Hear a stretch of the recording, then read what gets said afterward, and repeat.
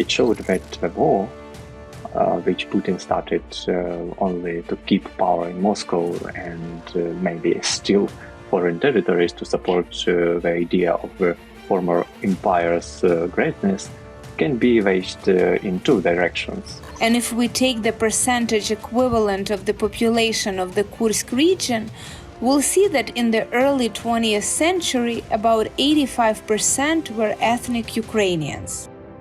Hello and welcome to Ukraine in Flames, a special project by Ukraine Media Center, an NGO Euro-Atlantic Chorus, and I'm your host, Miroslava Yaremkiv.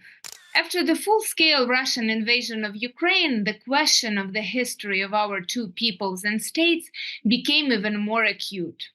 After all, it was historical justice that dictator Vladimir Putin used to justify the actions of his army on the territory of our country. Almost 2 weeks ago, on August 6th, the Russians announced that Ukraine had breached the border in the Kursk region. The idea that Ukraine could switch roles with Russia and invade the territory of its much larger neighbor seemed unthinkable to most observers until 2 weeks ago. The surprise operation raised doubts about the effectiveness of Russian intelligence, as well as the quality of its border fortifications and the forces that guard them. In today's episode, we're going to talk about the Ukrainian roots of the Kursk, Belgorod, and Bryansk regions of the Russian Federation, and explain why, when Ukrainian soldiers meet older people in those regions, they reply to them in fluent Ukrainian. If you want to learn more about the subject, please continue watching this video and subscribe to our channel so that you don't miss our videos in the future.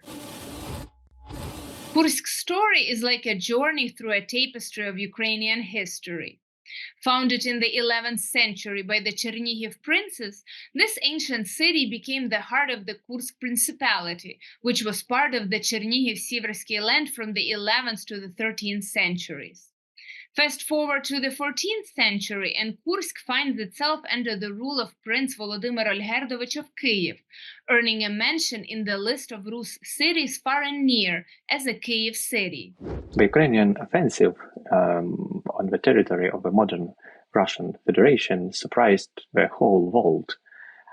It showed that the war, which Putin started only to keep power in Moscow and maybe steal foreign territories to support the idea of the former empire's greatness, can be waged in two directions. Before that, we saw massive shelling between the opponents, but since August 2024, real ground operation behind enemy lines have no longer been the monopoly of Putin's troops. What do we see in the videos and photos from the villages and towns of the Kursk region occupied by the Ukrainian army, besides a pile of Russian prisoners of war and their burned equipment? There are also names of settlements with Ukrainian ending, like Ka, such as Stepanivka, in contrast to the typical Moscow ending Vo, such as Komarovo. Villages, houses, and yards what are very similar to those you can see in Ukraine, and some old ladies who have no problem switching to Ukrainian with Ukrainian soldiers. I have to say that the largest number of Ukrainian immigrants among all the countries is in the Russian Federation. But the repressive and assimilation system of this country instilled total fear in the heads of millions of men and women. So we did not hear a single speech against the war in Ukraine of this part of Ukrainian diaspora. But the women who on camera calmly switched to Ukrainian with the armed forces of Ukraine are not like diaspora, but descendants of the inhabitants of the Kursk region who are autochthonous population of this land. A large part of the Kursk and other regions what are now part of the so-called Russia, like Voronezh and Belgorod regions are ethnic Ukrainian lands that were appropriated by communist Moscow in the early 20th century. This is the eastern border of Ukrainian land, which called Slobozhanщина, which was actively settled by people from central part of Ukraine, starting from the 17th century. If you look at the 1897 population census, you can see that the predominant population of the west of the Kursk region was Ukrainians, which is why this region actively responded to all cultural and political movements of Ukraine. When Russian Empire collapsed, a large part of the population of the Kursk region voted for unity with Kyiv, but communist terror prevented this.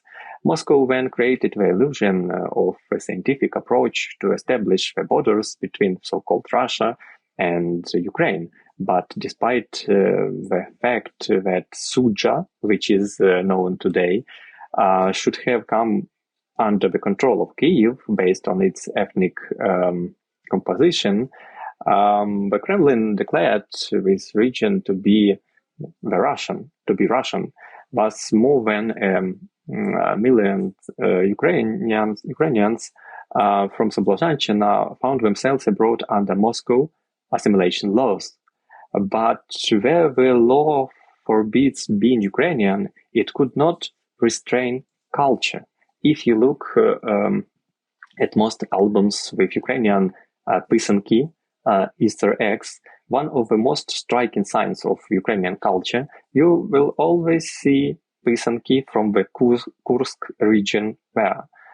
The same is true for works of applied of decorative art and oral folk art. This was also the case with the Voronezh and Belgorod regions, as well as Kuban, which was once completely inhabited by Ukrainian Cossacks. Since Ukraine did not make claims about changing the borders, adhering to international treaties, Moscow tried to incorporate these cultural features into the so-called Russian culture, but it was quite fake because neither pisanki nor vyshivanki are inherent in their culture. Even during Soviet times, the Kursk region's place within Russia wasn't exactly set in stone. Initially, there was a plan to split the region in two, with the southwestern territories, home to a predominantly Ukrainian population, slated to join Ukraine. But that idea didn't last long. In 1925, Bolsheviks swooped in and claimed almost all of the territories for Russia. What followed was a wave of Russification that came hand in hand with the Red Terror and occupation authorities, from which Ukraine didn't break free until 1991. Kursk history was twisted, rewritten, and shaped to fit the narrative of modern Kremlin historians, who now claim the region as an ancient part of Russian ethnic territory. But here's the kicker: just listen to the locals. Despite decades of enforced Russification, the Ukrainian language and the lively Slobozhan Surzik still thrive in the streets of the Kursk region. The truth of its heritage is alive and well, no matter what the history books might say. Alina Ponypaliak, researcher of the Ukrainian Liberation Movement, scientist and public activist, will talk more about it. If we look at the period of the Ukrainian Revolution and the times of the first liberation struggles, the territory of the Kursk region and the territory of the Belgorod region have always been ethnic and have been within the ethnic borders of Ukraine. Even if we take the map that was shown at the Paris Peace Conference in 1918, the map of Ukraine, we'll see that this territory, which is now part of the Russian Federation, is ethnic. It is originally Ukrainian land, the ethnic borders of Ukraine. It is interesting that when we delve into the history of this region, this territory, the Kursk and Bryansk regions, we see that the national liberation struggles of 1917-1921 were very active in this territory. And these territories were represented at the congresses of the Central Rada in 1917. And they, representatives of their people's assemblies, said that they wanted to join the Ukrainian People's Republic. And if we take the percentage equivalent of the population of the Kursk region, we'll see that in the early 20th century, about 85% were ethnic Ukrainians. Today, our soldiers post stories on Telegram with Kursk grannies greeting them, and they speak the Ukrainian literary language. I emphasize that this is not a surzik, Ukrainian Russian pidgin, as some people want to distort and call it a dialect. No, they speak literally Ukrainian, talking about their daily problems. They do it very naturally because their grandparents and their parents spoke Ukrainian and identified themselves as Ukrainians, and I'm not exaggerating. But Russian colonization policy did make its contribution, and today we see that this territory has been artificially incorporated into the Russian Federation. This once again suggests that today, by taking such offensive actions, our army is not taking away someone else's property, but returning our own history, the history of our people and this territory. Moreover, from an ethnographic point of view, if we look at those photos from the early 20th century, we'll see dressed Ukrainian villagers and townspeople, Ukrainians dressed in Ukrainian clothes. And in the early 20th century, people were very often identified by their clothes, where they came from, what their nationality was. And now we also see this tradition. A huge number of photos, archival materials with photos of entire Ukrainian families from the Donetsk and Luhansk regions. Their photos show what the indigenous people looked like. By the way, it is interesting that when we delve into the history of the town of Sudzha, we see that Sudzha itself became such a prelude to the occupation of the territory of Ukraine by the Soviets. After all, when we talk about the occupation of, for example, the city of Kharkiv, where they proclaimed the so-called Ukrainian SSSR, under the leadership of Christian Rakovsky, then the town of Sudzha, where the creation of the Ukrainian SSR was first proclaimed, became such a prelude. And in fact, even such details of Soviet history and Soviet colonization policy indicate that this territory has always been the Ukrainian ethnic boundaries. And the population on this territory has always identified itself as Ukrainian. And it is precisely in Sudzha and Kursk that the history of Moscow's occupation of the territory of Ukraine during the first liberation struggles begins.